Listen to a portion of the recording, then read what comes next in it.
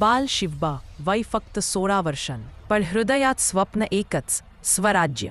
त्या काळी सगळीकडे मुघल आणि आदिलशाहीच्या हुकुमाचा काळोख होता, पण शिवबांच्या डोळ्यात स्वराज्याचा उजेड होता.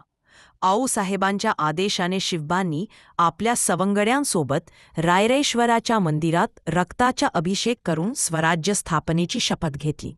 स्वराज्य स्थापनेसाठी पहिला पायरीचा दगड ठरला तो म्हणजे आदिलशाहीच्या ताब्यात असलेला प्रचंडगड. शिवाजी राजांनी मावळ्यांसोबत योजना आखली.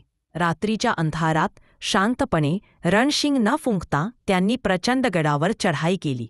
आदिलशाहीच्या किल्लेदाराला शौर्याने हरवून प्रचंडगड किल्ला जिंकून स्वराज्याचे पहिले तोरण बांधले. किल्ल्यावर भगवा फडकावून शिवरायांनी प्रचंडगडाचे नामकरण तोरणा किल्ला असे केले. तेव्हापासूनच जिजाऊंच्या स्वप्नातील स्वराज्याचा पायाभरणीची सुरुवात झाली. जय जिजाऊ, जय शिवराय.